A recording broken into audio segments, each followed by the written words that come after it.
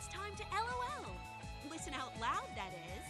It's time for Anime Jam Session with DJ Ranma S, Mako-chan, and Ari Rockefeller.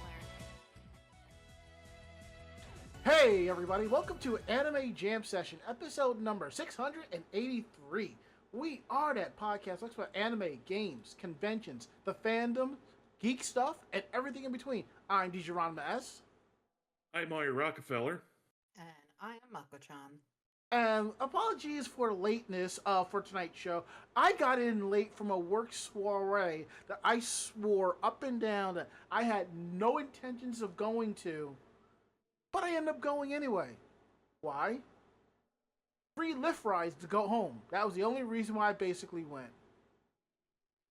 You gotta do what you gotta do. Yeah, and you know what it is? I'm not really a people-y person per se. And it's because I'm so used to just doing stuff by myself, flying solo, doing what I gotta do. You come by my desk with whatever issue it is to take care of it, you go about your merry little way. It takes a lot for me to actually warm up to you in a working environment. And it's just my precautionary. It's my issues. Long story short, I don't want to be hanging out with somebody and then shit happens and I get caught in the middle of it. That's basically what it is. But there is one coworker who came in and she did remind me of Oscar Langley from Neon Genesis Evangelion. Oh, really? Yeah, she was wearing a similar yellow dress. Oh. And she also has an L tattoo. Nice. And That's what's funny is a couple of the interns and stuff like that, they were like, well, are you going tonight? I'm like, no. Well, why not? I got a Twitch stream to do tonight. I got a podcast to do. You can still go. I'm like, I have to go grab dinner, then come home and take that 45-minute pit stop between home and the show. That's when I eat my dinner and prep for a show and do all of that. That was the only reason. And a couple of people got intrigued and like, oh, what are you doing about anime? But I'm just thinking, and they're like, oh, I'm going to find your show. I'm thinking, yeah, good luck with that. It's like You could just give them a link. Say what? You could just, tell them you're on Twitch. I give did them the do name that. and Yeah, but poof. Mako, what did you say? I said, please don't. Exactly.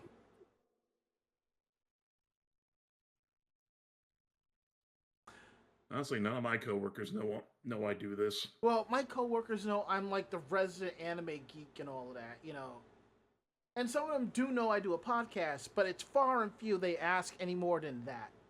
My boss knows I Twitch stream every week, so that's a given. That's why it's rare that I do overtime on Tuesdays if something happens. So, but like I've said in prior episodes, the podcast is for us to kind of do our thing, be us. We don't need to involve work. Yes, there are times we do talk about our jobs on this show in a very generic format where we can't get in trouble for anything. Even for the sake of my job where there is no issues or whatsoever, I just don't want that. It's compartmentalizing, and I like that. So enough about that. Let's get on with the show tonight. So, Mako, Ari, how are y'all feeling tonight? Fucking exhausted. Jeez. I'm just feeling full. That's all. End up bringing leftovers home from the party. So, then again, I saw everybody else grabbing sandwiches and dinner bowls and stuff. So I was like, you know what? I'm gonna grab me some sandwiches and a bag of chips. So I did. Nice. Well, too bad I couldn't bring any of the booze home, That'd really be funny. Just like take away disposable cups, with lids full of alcoholic mixed drinks. Nice. Yeah, this ain't COVID anymore where you could do that. Nor this is New Orleans. So enough about that. We are live tonight, week of July 22nd, right here on Twitch TV. We're here live on Tuesdays from 9 to 10:30 p.m. Eastern. You can always find us here at Twitch TV /Anime Jam Session. We're also proud to be part of the Voice of Geeks Network at vognetwork.com. So you should definitely check them out at vognetwork.com. And also, they're on Twitch too. So if you want to check out the shows that's by them, you can head on over to Twitch TV/Vog Network. It's the Bobby Blackwolf Show, Sundays at 8, followed by Orange Lounge Radio at 9. And come hang out in our Discord, vognetwork.com/Discord. Every show that's part of the Voice of Geeks Network has a channel, so come through, hang out, and have a good time. And we have the Uber pool, so come through definitely. So now that we got that out the way, gonna kick things over to Ari, ask him how was your week, how was your day, while I go digging through either my bag of stuff or I grab a figure off the shelf to show off for Geek Around Table. So you go ahead and do that, Ari. I will be right back. All right. I mean, there's nothing really much to it. Mostly work-related stuff. And the past few days, I was on overnights, and they've completely wrecked me. I'm just exhausted, falling asleep. Trying to keep from falling asleep when I'm doing stuff before the show. And also, I had someone come in to measure the door for when it finally gets fixed. So that's another step closer with that. And well, surgery. As far as the surgeries related, I got the last visit that I needed to. I just have to get the weight down before I can get fully approved for surgery. Nice. Yeah, so how much further you have to go? Another 50 pounds. You got this in the bag, dude. I hope so. I don't see why not. But yeah, that's how things been going for me. Not very fun or exciting. Yeah, I look at it this way. After work, you hit the gym for a little bit, have a nice salad, and you just think like a gerbil. Mako-chan, how was your week? How was your day? Not. Oh, sorry. One of the boys was sounding like he was falling. I was gonna say, I know that you've been cutting out here and there, but what the hell, Yeah, no. It sounded like one of the sugar gliders fell off of his perch, but no, he was just playing around in his food. But yeah, not too much going on. Just, going through things with work, with the new job. Things still going good, I assume? Things are still going good with the new job. Glad to hear it. Really, really enjoying myself because one, I don't have to get up an hour earlier than I have to be for work, for my commute. And two, when I'm done with my work, I can go and plop myself on the couch. It's very nice. And play your Switch. Yes, and play the cute ass cat game that I received anonymously. Anonymously. What game is it? It's shit. What is it's Cat Quest 3. Yeah, Cat Quest 3. It's freaking cats in what looks to be an RPG type game, and it looks adorable. Cat use Scratch. It was super effective. Yeah. I can't wait to actually sit and start playing that. But other than that, I have just been being a bum, a lazy bum. Well, so what else is new? No, nothing new. See, I saw that off Wario 64, and I looked at him like, that looks like a game Mako-chan would play. So I just pulled the trigger on it. So Yeah, it looks really, really cute. So I can't wait to start it. And other than that, I watched the Pokemon thing today. So I'm kind of hyped over the new Pokemon game. Okay. Is it Switch 1, Switch 2? Both? It should be on both of them. Okay.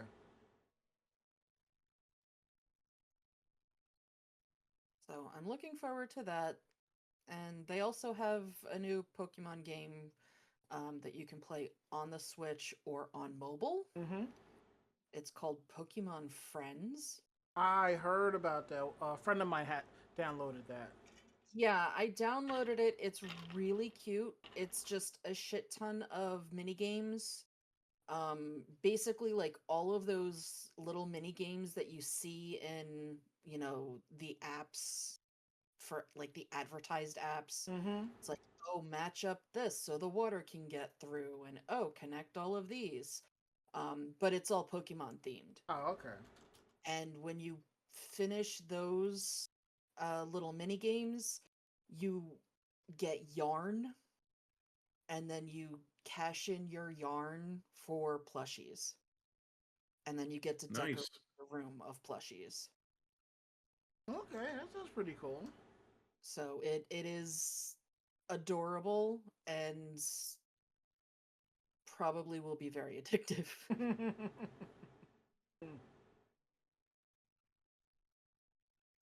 All right. So my weekend day has been pretty good. I can't complain too much.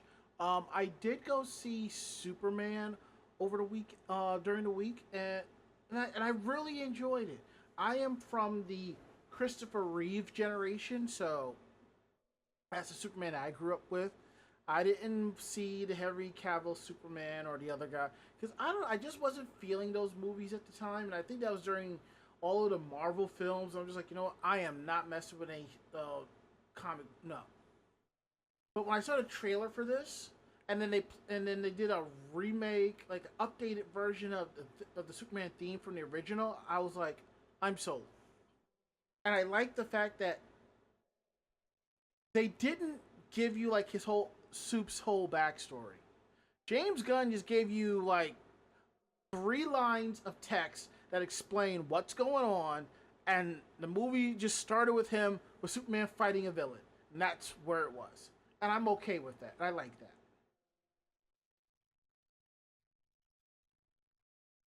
And I'd have to say, I really don't think DC should do like the DC extended universe, like the MCU. I don't think they should have been doing that. What they should have been doing is sort of like the tales of the DC universe. Like you have like these different iterations of Batman. You have the Justice League films and this and that. It should have just been like tales of the DC universe. That's all. I think that would have been a lot better than them trying to do their own thing and try to unite it and stuff like that. And if they were going to, why not just be like, well, here is a 4-film set that brings this together, and then that's it. It's just its own little thing. I would have liked that. But Well, that I think is kind of what they're going to end up with. I hope Um, so. where the Marvel universe now has the different branches they've brought in the multiverse. Um, we have already seen in the DC TV series the Flashpoint Mm-hmm. to bring in the multiverse. Mm-hmm. So this I think is going to be like its own universe of Yeah. things. I mean, But the coming out Arrowverse, yeah, the Arrowverse and all of that, yeah, that's great. I didn't mind it. I didn't watch those shows, but it did its own thing. Yeah, I think that's what it's going to be, that it's like they're bringing in the multiverse to make everything be able to be copacetic. Yeah, but honestly, that's if that's what they want to do, it's fine. But I don't want them to do it. I just rather have them like tales of. Like, I think it should just be like individual stories from the comics, or if they're gonna do like a like if they're gonna do like one major arc, I can see them doing 4 or 5 movies for that arc, and then just leave it alone, and then like, oh, let's do this. if you want that, that's basically the DC animated universe. Yeah. Yeah, I know. I know. But I wouldn't have minded that as the live action as well. So, but that's just me. I mean, I didn't. It just felt like DC was just playing catch up. Don't play catch up. Just do your own thing. I want them to start using some of the other characters in the universe. Yeah, like who? Anybody except Superman, Batman, and Wonder Woman. The big three. Yes. As you can see, Blue Beetle didn't fare as well. But then again, when that came out, I kind of blame post COVID and other stuff for that. Yeah, Blue Beetle didn't really work well. Black Adam didn't really work well. Mm-hmm. But Shazam did. Yeah, but the second one didn't do too well. But yeah, well, the second one was basically being done to bring in Black Adam. Yeah, I will say, Shazam was good. The first film. I don't know. Was I good. never watched it. No, it was good. I'm not a fan of the actor, so I was a fan of his until I'm like, you know what? That's okay. And we're not going to get into that. You want to know? That's what Google is for. I'm also still salty over what they did with Constantine. I didn't even know Constantine was a DC property until the whole Arrowverse thing came through. I was like, oh, okay. I just thought it was just a movie with Keanu Reeves, and then there was like the short-lived TV show. No, the short-lived TV show was really, really fucking good. Mm-hmm. I think that they should have brought that over to be part of the Arrowverse. But you figure that everybody loved the Constantine so much that they brought him into everything. He is Constantine. The problem with Constantine, it should not have been on NBC. It should have been on one of the Universal channels. It should have been... That I agree with. Yeah, it should have been on USA, because USA does great stuff with that. I mean, same thing with Supergirl. It got canned after one season on CBS, but it did great on the CW. Yeah, well, from what I can see, this actually did really good. It just was not the way that they were looking to go, I guess. No, it got you know what it was? Constantine got the ratings, but not the ratings high enough for NBC standards. Like, Suits LA. I knew it would not last a year on NBC. That should have stayed on USA. That's what it should. Or at least put it on Peacock. I mean, that's what they did with the Law and Order spinoff, the Mafia one. I mean, it's getting the close ratings for NBC, but they threw it on a Peacock, and I actually need to sit down and watch the 5th season of that. So, you know. And as Cedar Berry says, USA is wanting for characters now. Yeah, they are. And they're really going to need characters once Comcast spins off all of the Universal TV channels as its own entity. Same thing with WB. Probably Fox has already more or less has done that. Just a matter of time before everybody else does too. So, anywho, enough about. It'd be nice if they had adapted Preacher into some DC movie. That, I think, is all animated at this point. I don't think I haven't seen any of it, mostly because I want to see how they would handle the scene where Jesse confronts a bunch of inbred redneck racists and is like, why is it that the champions of the white race are the so-called champions of the white race are the worst examples of it? He gets to this one guy's face, he's like, you! Where the fuck is your chin?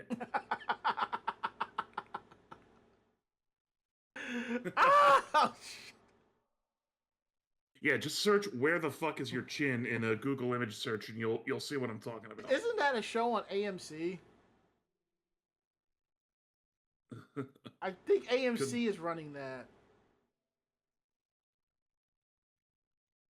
All right, enough about that. We've derailed and we're running late. So, anywho, I'll give you some quick housekeeping notes here. Don't forget that episodes of Anime Jam Session are available on our YouTube feed.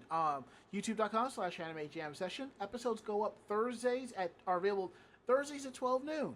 If they're not up, that means I forgot and it'll be up later that day. My apologies. Let's see, what else do we have here? Don't forget, Fans View Friday, hosted by Wisteria Witch VT over at Twitch TV/Wisteria Witch VT. What she does, she goes to the Internet Archive and goes to a Fans View and talks about the convention and goes over the cosplay photos taken by the late, great Kevin Lillard. And I think she did Animazement in, I think, 2000, and I said, I think I was there. Something like that. Or one of them that she did. Let's see what else here. Yep, that's it. Our next convention is probably going to be Pop Cult Anime Convention, August 23rd and 24th, I believe. Let me pull up the calendar real quick. Yeah, it looks like it's August 23rd and 24th. We are not doing Anime NYC. I can't handle that con by myself anymore.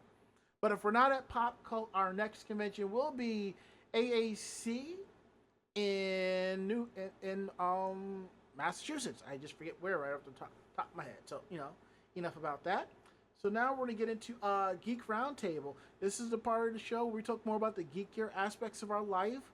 More of like, what geek stuff we're into and what we want to share and all that cool stuff. So kicking things off is Ari. All right. I do have some more, swag that I picked up. Cool.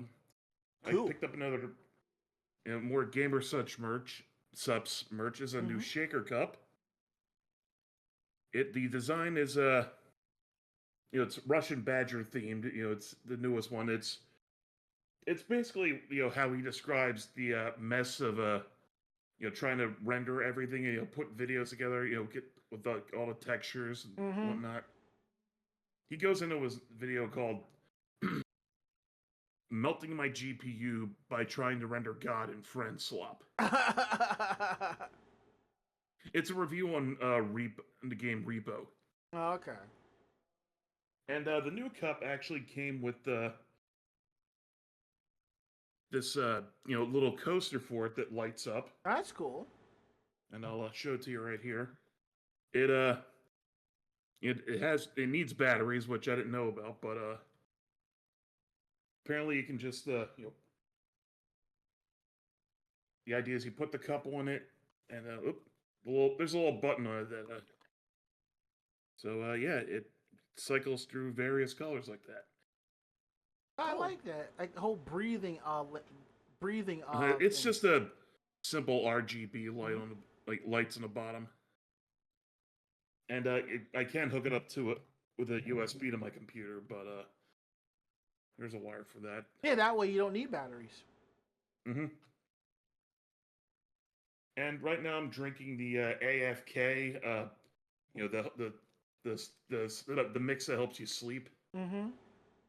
Because as tired as I've been, I plan to just go pretty much fall right asleep as I hit my bed. There you go.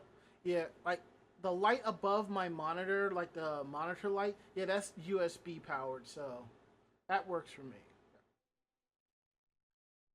Okay, Mako-chan, can you tell us about this Lego figure that you have here? Yes, it is a Lego figure of a cat in the moon. It's adorable. There's something like 20 different versions of it, but I just like that it's actually like more 3D than anything. So it does out the back as well. So the cat's actually like laying on his side looking at you.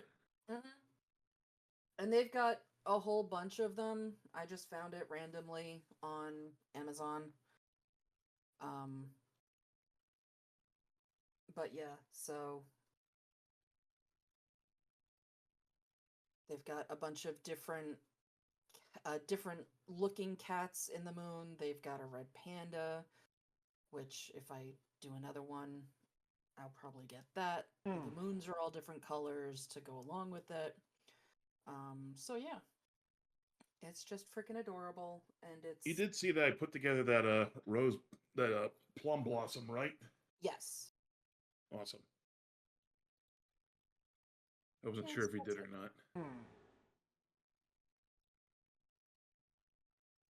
Alright, so I'm back on my anime binge. I'm currently caught up with Sakamoto Days. I'm caught up with Rise of Rise of Hero Shield Hero. I think the new episode this week just dropped tonight, so I'm gonna watch that later. I started Kaiju number 8 season 2, and that's pretty good. There's a couple of others I started, but I don't remember off the top of my head, but not to worry about that at the moment. But I know I had said previously that I bought all these anime figures, and I wasn't going to show them off because I was going to put them in storage. And I realized that's going to be a while. So I might as well show off the ones that I have, the ones I'm going to keep on a display. Because I have a top shelf here I need to clear off so I can put them all on display, because that's the end goal. One of the figures that I picked up was one hell of a steal on this.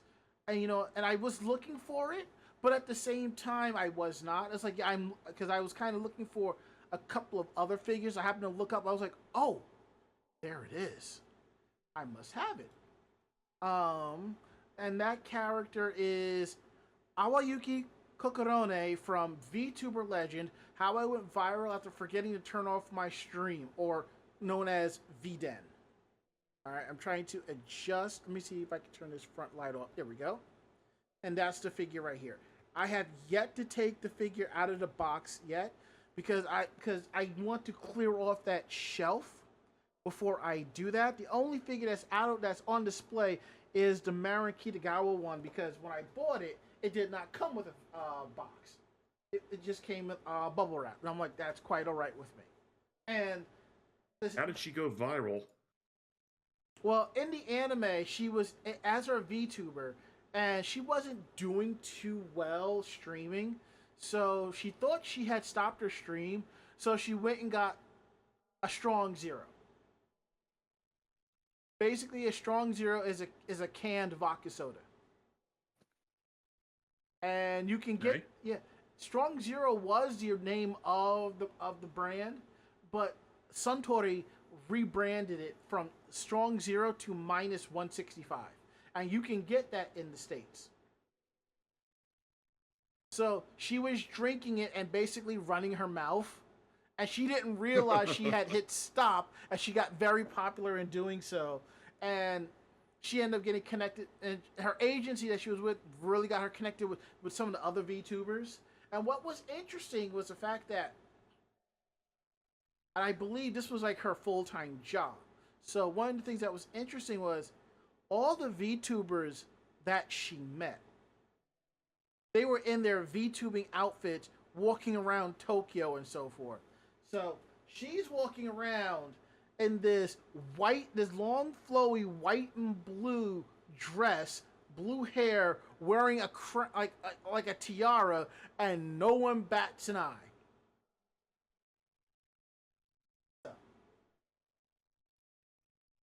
I thought that was pretty interesting. So I like the character, so I'm like, I want to pick it up.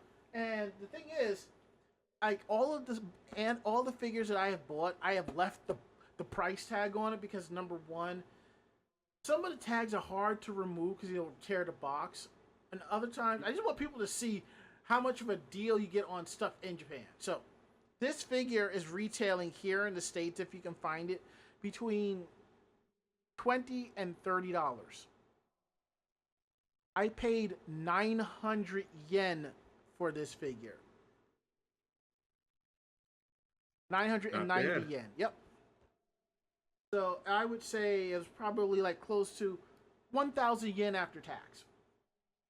Under the proper conversion, that's between $7 and $8. And as the saying goes, what a bargain.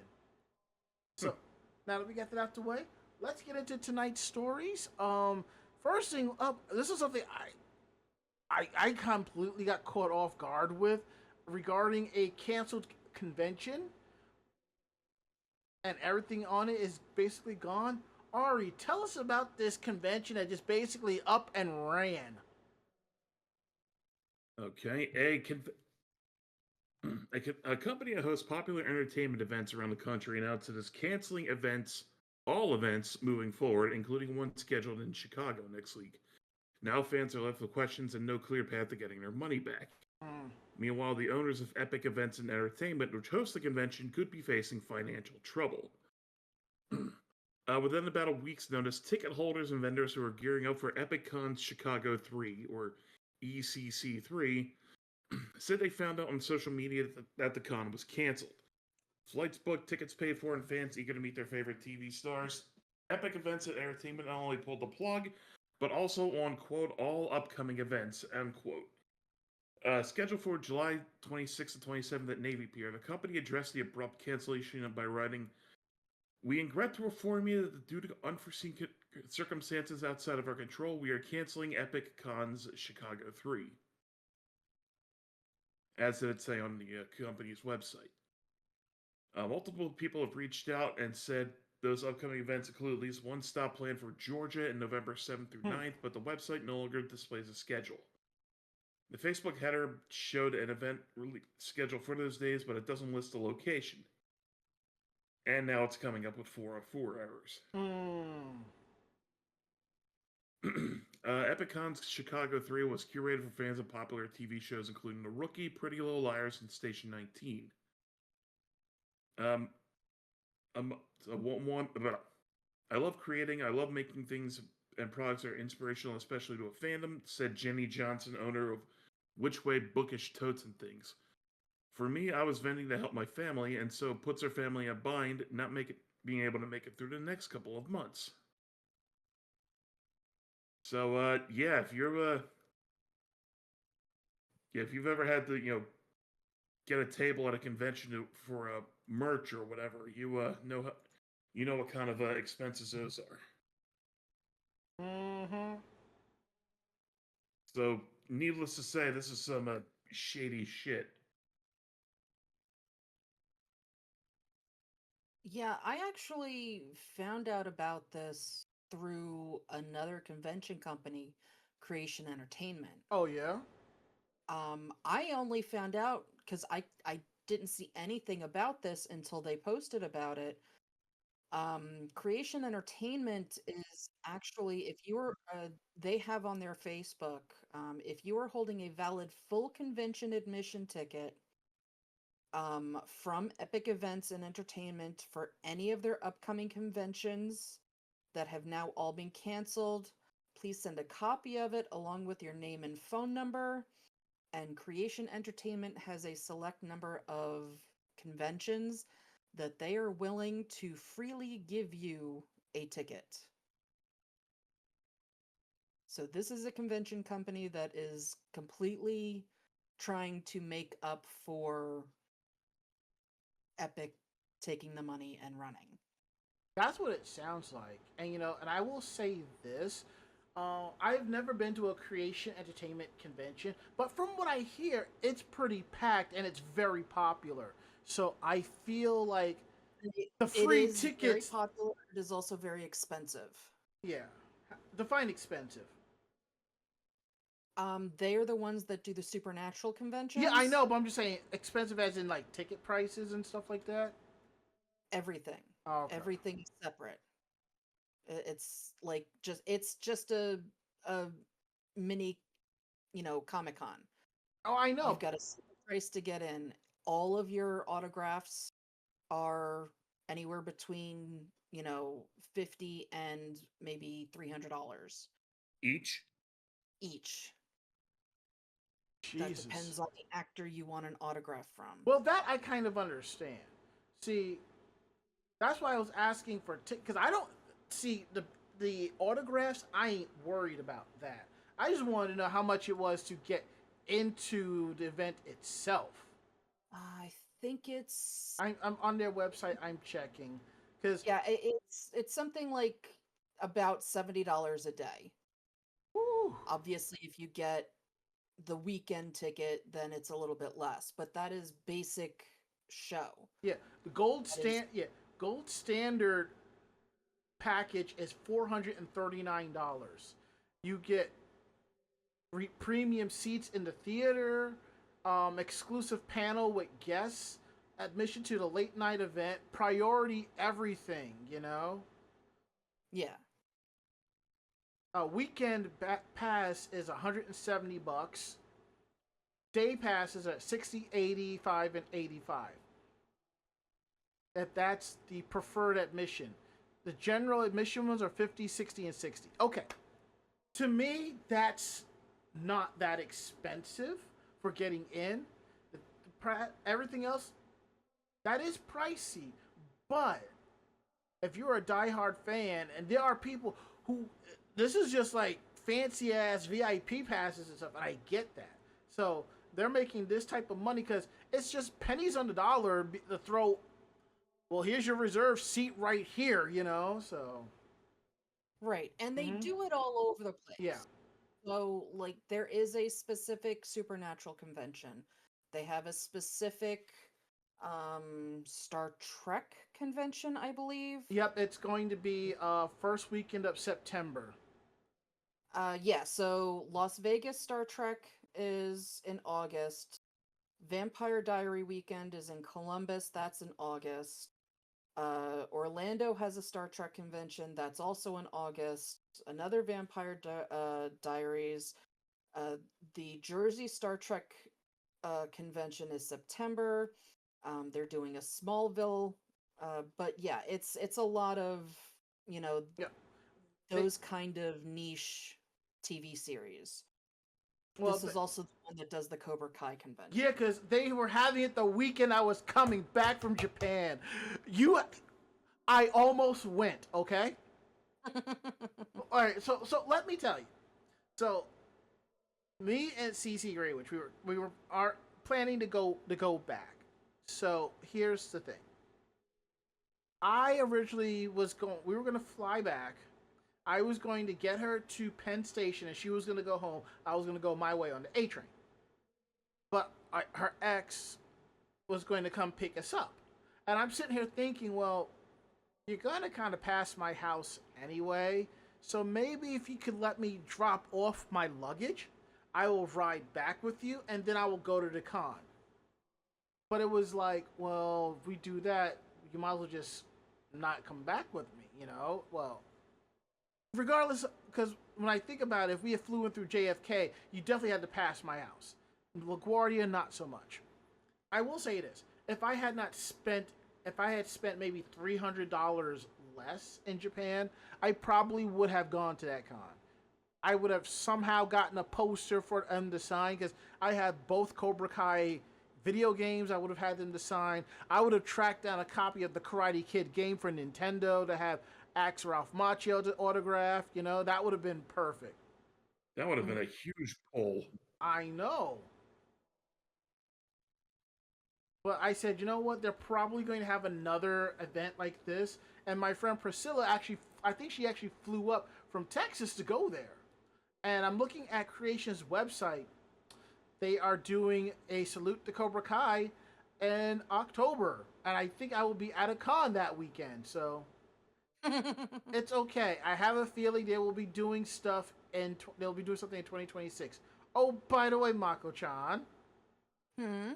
They're doing a Salute to Xena Warrior Princess. That doesn't surprise me, but now I am intrigued. First weekend of October 2026.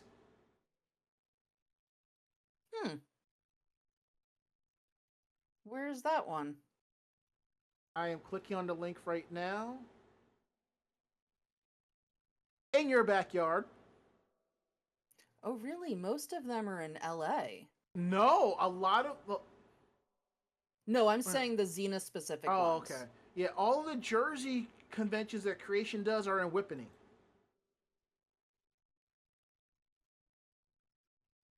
So well, they do it at a couple of different places when they do Jersey. It depends on what, I guess, show they're touring with at that point. Well, yeah. I see here they have Secaucus down for ForceCon, which was canceled. So Yeah, I know the Supernatural convention is usually in Secaucus. Yeah, at the Expo Center, which is like, yeah. Actually, that should have been at the that should actually be at the other convention center in Edison, you know, or carve out a nice little chunk of the Atlantic City Convention Center and do it there. So that's just me.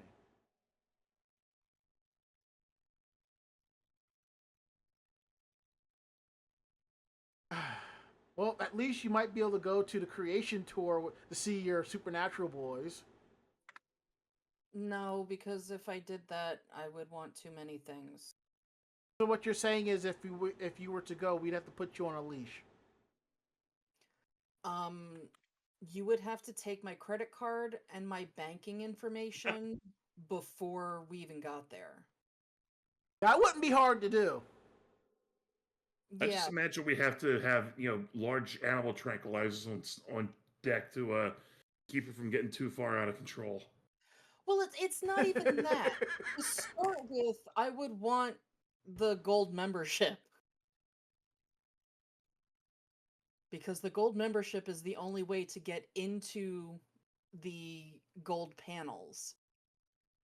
And the gold panels for Supernatural are usually Jensen and Jared's.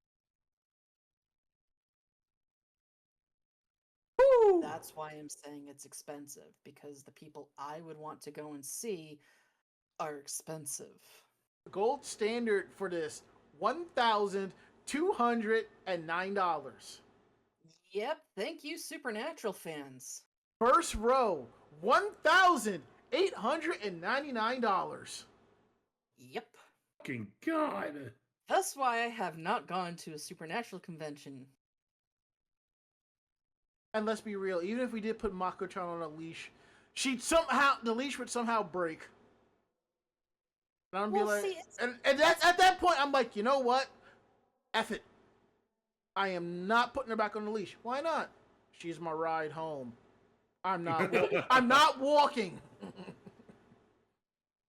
But see, if it's in Secaucus, you don't have to worry about that anyway. It's not the point. Yeah. Because I'd probably be spending the weekend at your place and all my crap is at your place. Nah.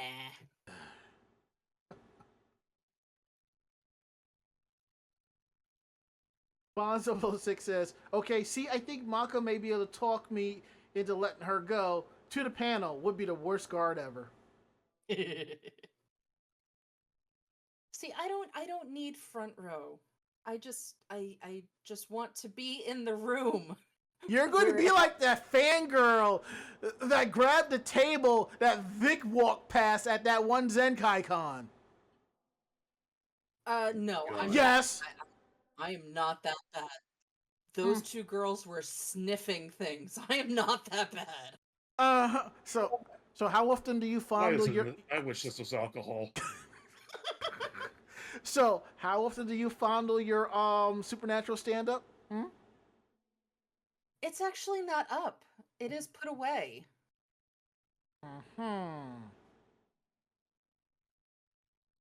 Put away in an empty spot next to your bed? No. Well, now she's gonna kill you at some point. No, I just gave her an idea. That's what I did. No, it's not going in my room. Dean is going behind my bar. Because that is the place for Dean to be. You found a liquor store and he drank it? No, that's Castiel. Oh. I'm sorry, that was just a great line to for how much you had to drown your sorrows. Yeah. But yeah. Anyway. All right, moving right along. We're gonna let's see who has this one. It's Mako. Tell us about this company that's allowing us to invest money into anime. Because I'm curious about the return on investment on that. Yeah, so anime planning company Blue Rights has blockchain-based venture company Fungible X, sorry, jointly founded the Your Rights Company in May with Blue Rights Makoto Kimura and Fungible X's Yu Namazaki heading the new company. Hmm. Basically, the new company aims to use blockchain technology to make the rights for an anime partially available for sale and ownership with the shares and issue digital ownership certificates. The company claims that this partial sale of rights will allow fans to invest directly into anime titles, serving as a way to raise funds for production. The company also states that rights owners will be able to receive a proportional share of revenue Hmm. derived from the anime's production and also vote on the direction of the production itself. Yeah. Um, so Makoto Kimura joined MAPPA in 2018. He's fundamental in funding Chainsaw Man. He also produces exhibitions for MAPPA, Chainsaw Man, and Jujutsu Kaisen. Hmm. Prior to that, he worked at anime planning and production company Twin Engine, and he also produced anime for Fuji TV's Noitamina late night anime programming block starting in 2007. Ah, cool. He left MAPPA in March of 2024 and established his anime planning company Blue Rights in April of 2024. Um, Not for nothing, this is kind of cool. I know that there is a company that does this currently Mm-hmm. for movies, which is kind of cool. So having that available for anime seems like it would be kind of cool as well. Yeah, but it's the whole blockchain thing that I'm kind of a little iffy about. So. Yeah, me too. Well, I think it comes down to they would be like you would have you would choose which anime you wanted to put your money towards. Um if it's done like the movie one Mm-hmm. that I've been looking at. You're able to put your money toward like it's into the company, but you choose what anime your money is going towards. Um, I think it's something like the open uh, part of that is I think something like it's a really small amount. I think it's like 15% is open for the public. Mm-hmm. So it's not like you're really getting a whole lot of, you know, oomph in there, but it's in my opinion, it's a very good way for people, anime companies, producers, things like that, to know exactly what people want Mm-hmm. because their money is going to things that are specific. Um, and it gives them, one, the ability to say, okay, well, this anime is doing really well now. Let's see if something similar to that will do really well. Um, maybe it's not the anime itself, maybe it's the creator, but it gives a little bit of ease over things when, popularity changes too. Because obviously, if people don't put their money towards certain things, then there's no point in these companies producing an anime based on it. Hmm. Like that's my take on it. You're not really getting a whole hell of a lot out of it. It's kind of like Kickstarter.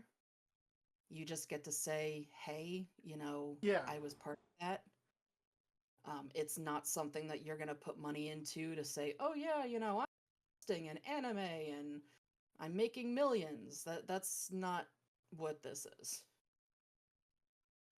Well, I have no problems investing in that, and I don't expect to make that type of money.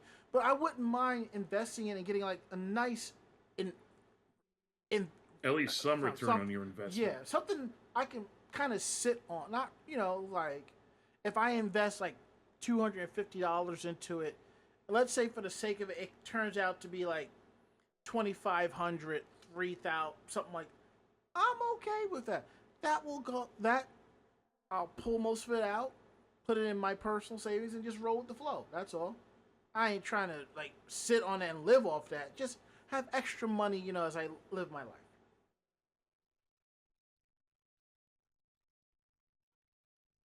All right. So now that we got that out the way, now let's talk about this shit with VShojo. Oh my fucking god, is all I have to say. What about it? So it starts off with VTuber Ironmouse, who did a YouTube video yesterday saying that she is leaving the talent agency because she is owed a lot of money. And I hope her lawyers are ready to basically gets what's due to her. So, popular VTuber Ironmouse has officially announced her departure from the talent agency VShojo, citing unresolved financial disputes and allegations of unpaid charity funds. In her statement, she claimed that the company has failed to pay her a significant amount of personal earnings, as well as more than $500,000 raised for the IDF, which is the Immune Deficiency Foundation, during her highly successful subathon that she held last year. According to Ironmouse, despite the substantial sum raised for the charity, the funds have not yet been delivered to the IDF. Now, some of you can notice that there are YouTubers who do subathons and so forth.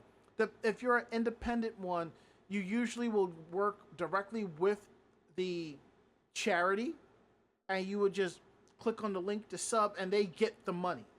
Sometimes it goes to you, and you have to write out the check or send them the money that was raised. And in this case, it was the latter and not the former. Now, if the allegations are true, this will represent a serious breach of trust between VShojo and its talent, as well as the charitable organization and its donors. Back on July 11th, another VTuber, Zentreya, left the agency. Ironmouse ended her video saying that she is an independent VTuber now, and that any earnings from the video will be forwarded to the IDF. Now, some of you may not know is Ironmouse is also has a contract with UTA, United Talent Agency, under the UTA Creators brand.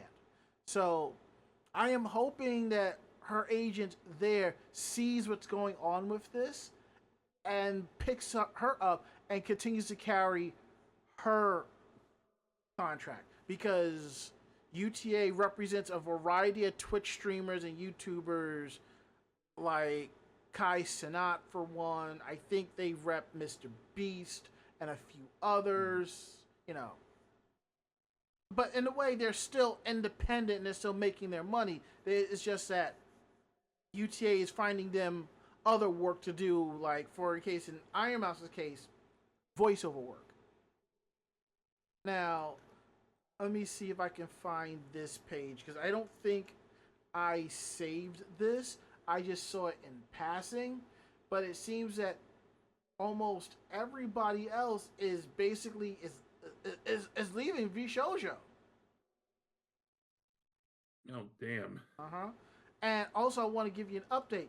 Since this came out, Ironmouse has a link on her YouTube page to a Telefy campaign to raise the funds. She has already raised the funds to give to them. So that's really good. All 500,000? Yes. That didn't take long. Well, if you have a big enough fan base, there's a lot of stuff that will not take long. So. Mm-hmm. But hey, good for her for getting the money together that quick. I love that. And also, other artists, streamers, Amalie, Kuro, Kaysan, and Melody have all made Twitter announcements that they are leaving the company as well. That company is basically broke. They ain't got it. They're fucking around and finding out. Got that right.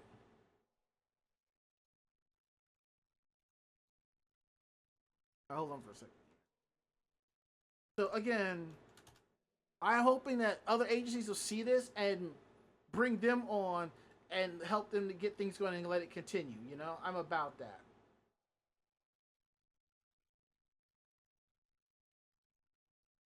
Okay, let's see what else we have here. Yeah, because what I wanted to do was I wanted to like kind of read like a little thing about what they were saying. You know, their little comments. But basically, each person was leaving saying they're cutting ties. They're going to be independent, independent streamers. That's basically what it is.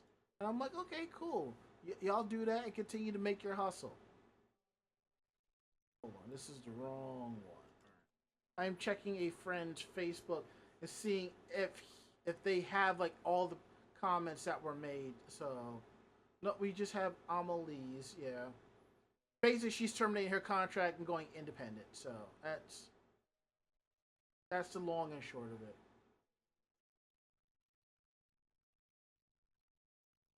Okay, moving right along. And I had watched this earlier today, and I thought this was not early. I watched this yesterday, and I absolutely love it. So what we're talking about is Ranma One Half, and y'all should not be surprised by this, anyways. Now, did you know about this before? Yes, Okay. because I'm actually subscribed. Hmm? That's the only reason why I didn't send it to you personally last night is because I figured you already know about it. Yeah, I'm subscribed to their YouTube page, and if remember when you're subscribed to YouTube channels and stuff like that, if there's a premiere coming up, you'll see it on your main page. Mm-hmm. So basically, Noriko Hidaka, the voice actress of Akane Tendo in Ranma One Half, and some of you younger ones know her as the voice of Kagome and I believe Kikyo in Inuyasha. She is reprising the role for the new Ranma Half anime if you've not already seen the first season. But what she also did, she has performed the original iconic theme of Don't Make Me Wild Like You. Hidaka collaborated with the Crossing Project to do a cover of Don't Make Me Wild Like You, better known as Jajuma ni Sasanaide. The song served as the first opening theme to the original series. It was originally performed by Etsuko Nishio, and the song was also covered by Rei Sakuma as Akane's love rival Shampoo. And if you have the sound like the CDs, it's on there as well. Crossing is a cover song project that delivers singing voices of performers who are active in various fields, such as voice actors, anna-song singers, virtual YouTubers, and 2.5-dimensional actors. The channel launched in March of 2022. The song is now available to stream on a variety of music streaming platforms, including Spotify and Apple Music. And if you have not think I've already threw money at it. Shogakukan serialized the original Ranma manga from August 1987 to March 1996 in their weekly Shonen Sunday magazine. Viz Media publishes the English language version of the series. Konosuke Uda directs the new TV anime at Studio Mappa, with Kimiko Ueno providing the series composition. Hiromi Taniguchi is on the character designs, with Kaoru Wada on music. The first season is currently streaming on Netflix, with season 2 scheduled to premiere in October, and I absolutely cannot wait. Because I think the season 2 is going to be 24 episodes, because from what I saw of the trailer and what I remember of the manga and what other people are saying, this is way too much stuff to throw into just 12 episodes. And I do not see them skipping anything. But what was interesting was a lot of people said that the first season was so fast, because everything that was covered in the first season, 12 episodes, if you remove the filler, it was all covered in like 17 episodes, like 23 episodes in the first season or something like that. So They just went at a better pacing. That's all it was.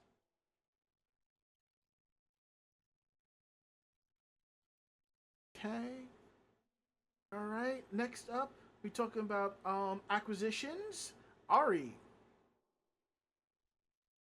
Okay, publisher HarperCollins announced on Wednesday that it is planning to acquire Crunchyroll's manga publishing operations in France and Germany. The companies are scheduled to close the transaction in the second half of 2025, subject to regulatory approval.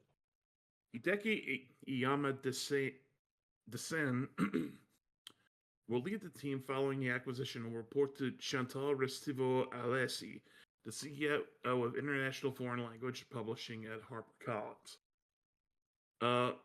HarperCollins' Harper Viet imprint released Shion Miura's Run with the Wind novel in English in October 2024. They previously published such novels as The Tatami Galaxy, The Tatami Time Machine Blues, and Park Seo-len's A Magical Girl Retires novel in English on April 30th. HarperCollins Japan is releasing ebooks of fantasy and romance manga to the North American market. The company stated it will offer 13 manga titles each month via Amazon and other ebook retailers under the Biso Comics label. HarperComics Japan will also release Matsuri Akino's Pet Shop of Horrors manga in English digitally in late 2024. Well, that's a name I haven't heard in a long time. Mm-hmm. Seven Seas announced it'll release the collector's edition manga starting in February 2025 with an all-new translation. Crunchyroll will launch a new manga app named Crunchyroll Manga later this year as a premium add-on to its subscription service. The app will initially launch in English in the US and Canada with plans for additional language options and web browser integration. This is not the first time Crunchyroll's offered manga. The company launched the first Crunchyroll manga service in October 2013 and ended it in December 2023. It was simultaneously publishing titles from Kodansha USA in over 170 countries. They removed 14 simulpub titles in February 2018 and removed 10 catalog titles in March 2018.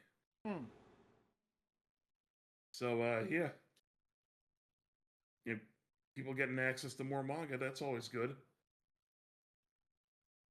I'm about that.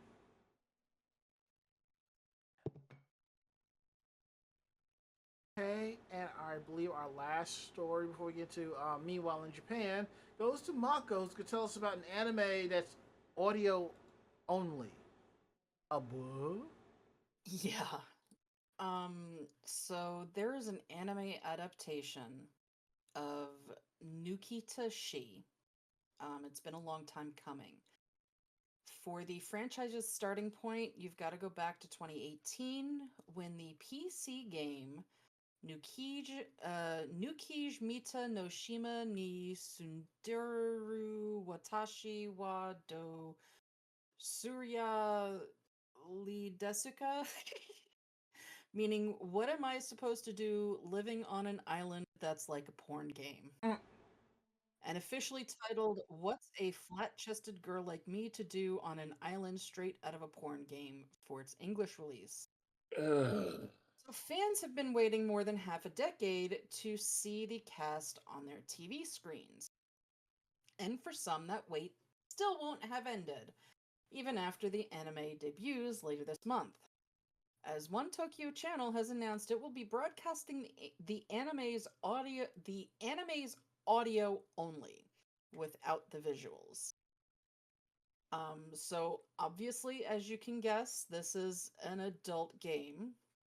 The official website describes it as Siren Island, a fictional locale where a controversial ordinance, colloquially known as Doskebe Ordinance, has been enacted. This law promotes and encourages sexual activities among residents, leading to a society where public displays of affection and sexual acts are commonplace.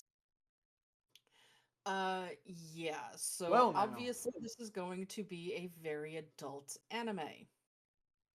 So, I didn't know we got mainstream hentai releases nowadays. yeah. So not every broadcaster is going to be comfortable dealing in with that kind of content. But there are a list that will be showing the full series. So ATX, BS11, Gifu Broadcasting System, KBS Tokyo, MyTV, and Tokyo MX. ATX will be broadcasting the Seranto version of the anime, which the producers say is a perverted version with an extreme lack of censoring, and identical to the eventual Blu-ray home release. Meanwhile, a fully regulated version with censoring will be shown on BS11, Gifu Broadcasting, KBS Tokyo, MyTV, Tokyo MX, and Tokyo MX2 channel. In addition, Tokyo MX's Tokyo MX1 channel will also be airing, but they announced that it will only be audio only. So viewers or maybe listeners will be able to hear the opening and closing, background music, sound effects, dialogue, and presumably all of the panting, gasping, and other hot and heavy breathing of the cast, but won't actually be able to see any of the associated bouncing, grinding, or other visual stimuli. That's crazy. Yeah. We're getting into nice boat territory. Yeah, so it appears that this will be the first time for an anime to air as audio only. And commenters to the announcement have been both baffled and intrigued. Can you even call it TV anymore if it's just the audio? Doesn't that make it radio? It's like MX1 is broadcasting a drama CD. I want to see how this turns out. I'm thinking they'll play the anime's audio over weather report map or something. In late-night blocks, stations sometimes show scrolling text of headline nudes over pictures of relaxing scenery, so maybe they'll mix the sound in with that. Couldn't they at least have shown the visuals with censor mosaics? Or isn't it going to seem even kinkier if you just hear the voices? Yeah, so you might think that the difference between MX1 and MX2 is that one is a premium channel and the other one is free. However, that is not the case. MX1 and MX2 are both regular broadcast channels available to anyone with a TV in the Tokyo area to watch for free with no subscription contract. The only way in which one could possibly say that the MX2 programming is more cordoned off is how the channel is accessed. So in Japan, they have different sub-channels.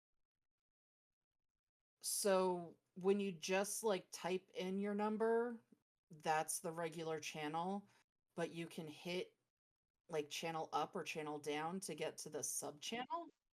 We have that here. Yeah, I know what you're talking about. It's like if you don't have a proper cable box, you just have an antenna. It's like instead of 3, 6, and 10, you have like 3-1, 3-2, 3-3, and depending on where you are, the numbers can get all out of control. Yeah, like I think for NBC, like here, NBC is channel 4, but if you go to 4.1, you get Milk Can TV.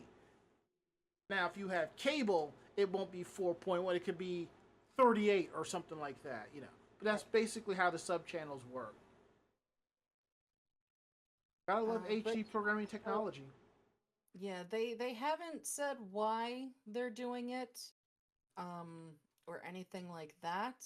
But you know, hey, if you just want to listen to your anime, I guess here you go. Well, you can thank. I guess you can thank Shimonetta for that. And that's what I actually need to rewatch. I think I got like 3 episodes of it and got severely sidetracked. That was such a good series. Okay. And since our resident hentai connoisseur says it's a good series, you should watch it. And now that we got that out the way, we are going to quickly go through Meanwhile in Japan. That way everybody can go their separate ways and get some sleep. Mm-hmm. Right? Let's take a look at tonight's stories. I will take the last one. Okay. I'll take the first one then. All right. Okay. All right, Ari, go for it, man. A Tokyo man arrested for setting go-karts on fire following the fall's discovery of threatening English note. At approximately 4:30 in the morning on June 21st, Tokyo operators from Japan's 119 emergency dispatch number received a call from a security guard at the city's Koto ward informing him that a fire had broken out on the premises of a nearby business. Firefighters rushed to the scene and spent the next 3 hours putting out the blaze, which had been set in the parking area of a go-kart tour company, causing damage to 3 of the vehicles and the office's exterior walls. No one is injured, but investigators determined the fire had been set intentionally. The search for the arsonist didn't take them very far, and the Tokyo Metro Police now announced they have arrested a man who works in an office directly adjacent to the kart tours company lot. Well, damn. 28-year-old Yuga Matsuoka, whose unusual given name means elegant, has admitted to the charges and said that the sound of the engines was loud and stressful. I set the fire with a lighter. Adding an unusual wrinkle in the case is in early May, a note written in English was left on Streetcar Tokyo's property saying, "As of tomorrow, stop running the engines. If you do not abide by this, I will set them on fire." Police are currently investigating whether or not Matsuoka wrote that note. Arson is a serious crime, and a number of commenters on the video above were quick to denounce Matsuoka's way of dealing with the situation. If you got a problem like this, you're supposed to settle it through talking. I get that he was pissed about the noise, but I can't understand setting stuff on fire. Aren't you supposed to file a noise complaint with the police before you go starting fires? But on the other hand, people are like, I get where he's coming from. Noise-based stress is really rough. Sounds like he had a serious grudge. We need stricter noise ordinances. I want these companies to start putting mufflers on their carts. It's strange that the carts be registered for use on public roads. They're a major nuisance. If you want to go zoom around a cart doing a Mario Kart, Japan's public roads are a tourist playground. Huh. Honestly, I'm not surprised. I'm kind of surprised that there are less Mario Kart references in this. I would be like, the Molotov cocktail is kind of banned in professional play.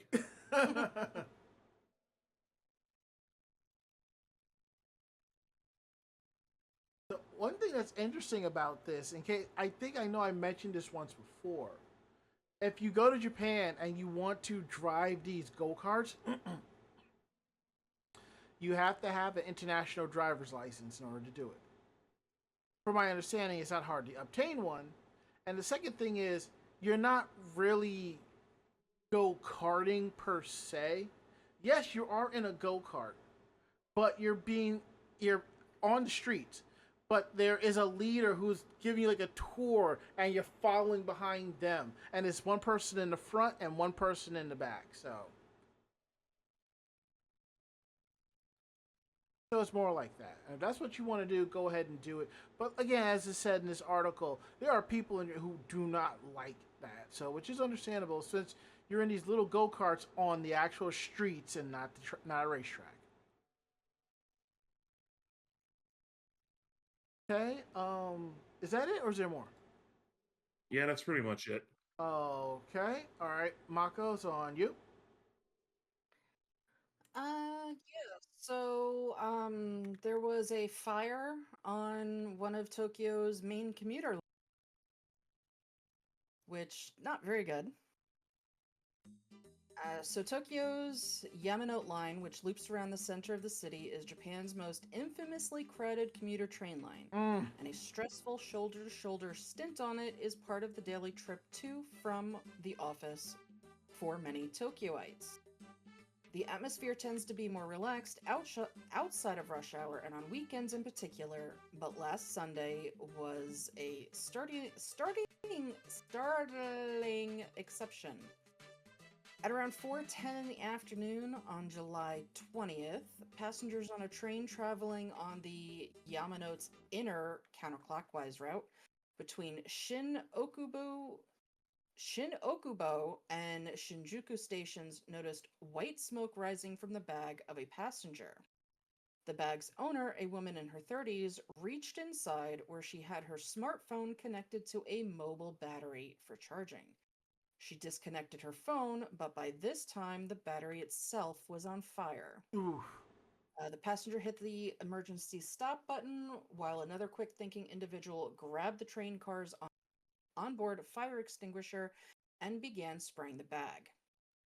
The woman sustained burns to her fingers, and a total of 4 other passengers suffered injuries such as bruises and sprained ankles in the rush to evacuate the train. In speaking with investigators from the Tokyo Metropolitan Police, the woman said that she'd only had her phone plugged into the battery for about 30 seconds before it began to burn. Yeah, so basically, she really lucked out that the fire started when it did. Because basically, if it had been, an hour or 2 later during rush hour, that would have been a completely packed train. Oh, yeah. And would have meant that, there was no place to run from. More people would have been hurt.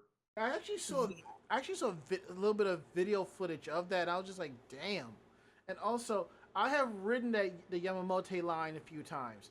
If you thought it got crowded in New York City subways during rush hour, that's a walk in the park compared to this. This is the train that the conductors actually push you onto it so that the doors can close. Yep. And again, it's a loop and it's going all the way around, so that's going to, yeah. I think, like, one time me and CC Gary, we were coming back from somewhere, and we actually waited, like, 3 trains to go by before we were able to get in. And then another time this had happened, but luckily, one thing about Tokyo, as I say, when it comes to Tokyo, there are more than one train to get you somewhere. And luckily for us to get back to Akihabara, there were 2 JR lines that was basically running right next to each other. So we're just like, we'll see which one is less crowded. So yeah, so this comes 2 weeks, less than 2 weeks after Japanese Airlines instituted new rules for passengers regarding mobile batteries on board airplanes. So while Sunday's fire might not have been as dangerous as it could have been, you could be looking at potential changes in some of the operational rules coming. But the best thing to do is to, 1, not choose cheap portable batteries. Because while, yes, they're cheap, obviously they're cheap for a reason. And the second thing is, if you have a battery like that, you probably shouldn't have it in your purse. yeah, one of the battery packs that I bought, like a year and some change later, I get an email from Amazon about it saying, for the same reason that we're talking about in this story, it's being recalled. And I'm just like, well, it's not like I can mail this back to you guys for a credit. I just got to figure out a way to actually dispose of it, so. Yeah, and basically, if you see that there's anything wrong with the battery, if it's starting to bloat, obviously don't use it. If it heats when you're using it, obviously don't use it.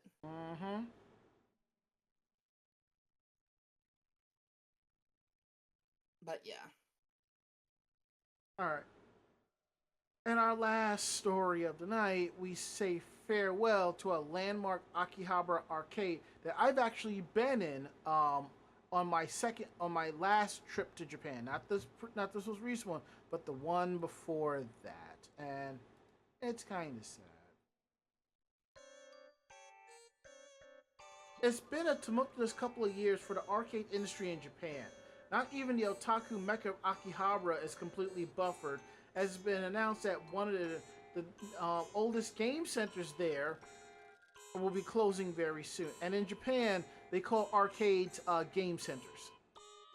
Back in the early 90s, Sega was riding high as a developer of not just video game software, but hardware too, producing home consoles, handheld systems, and arcade machines. In 1992, it opened High-Tech Land Sega Shintoku on the corner of Chuo-dori, the main street of Akihabara. The entire multi-story building was one huge arcade, eventually changing its name to Club Sega Akihabara to Sega Akihabara Building 1. Eventually, Sega ended up selling their share in this whole adventure, and it went to Gigo. What also happened is that didn't result in shuttering all of its arcade, as, like I said, Genda has continued operating many of them under the Gigo brand. So now Sega Akihabara Building 1 is called Gigo Akihabara Building 1. And it has the distinction of being Sega's longest operating whole building size arcade at the time of sale. But it is closing down permanently at the end of the summer.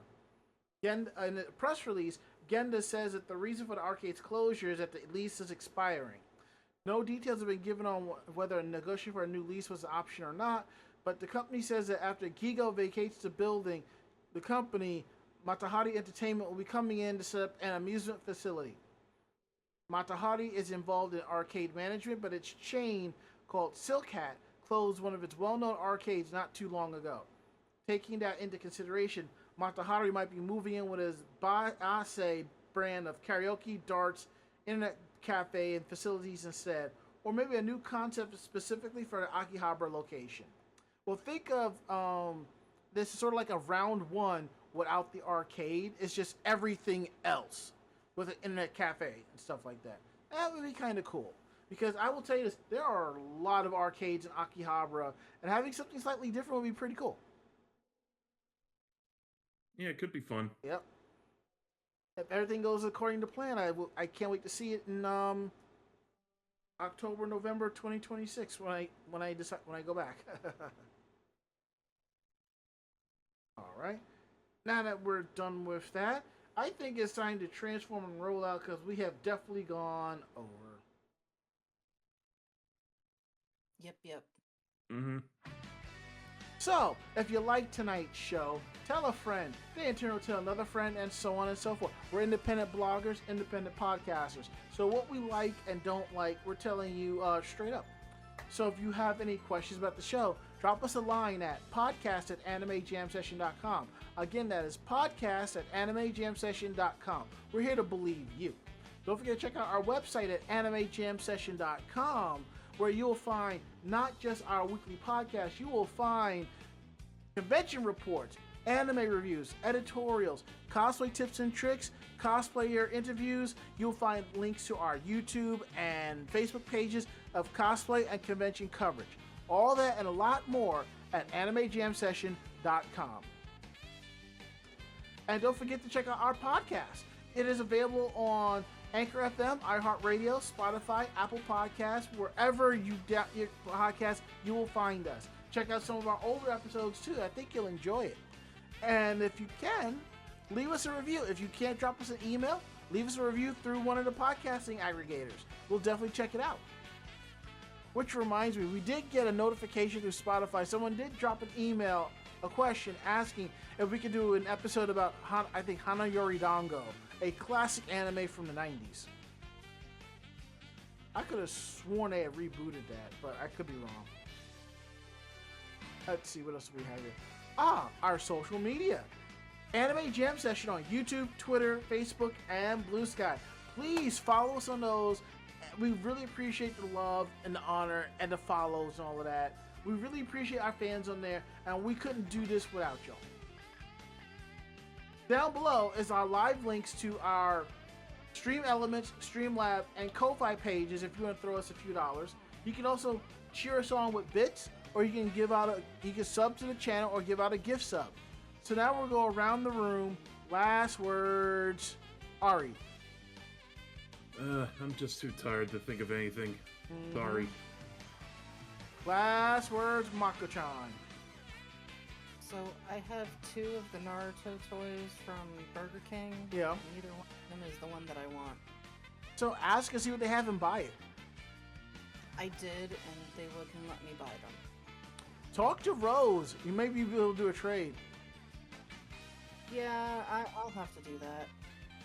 I'm gonna try. There's one more Burger King that's near me, so I'm gonna try there and see if they'll let me buy it. Reminds me when I was collecting all those My Little Pony figures, and they just let me buy them. Sweet. Most places will, but this one is a really run-down Burger King. Understandable. So, either they didn't get a lot, or the people inside kind of took them beforehand. And watch it already on eBay and Macari. Probably. My last words. We lost in the span of not even 24 hours. We lost Malcolm Jamal Warner and Ozzy Osbourne.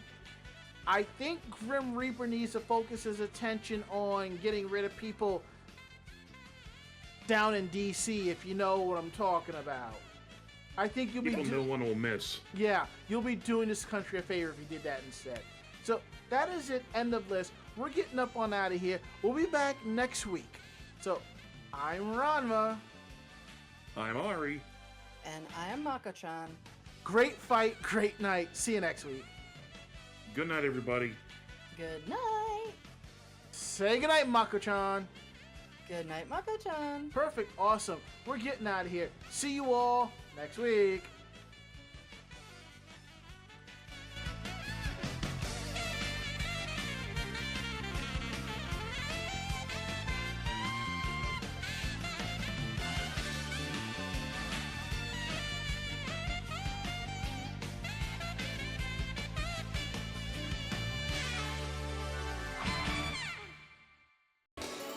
This podcast has been a production of Anime Jam Session and AJS Productions.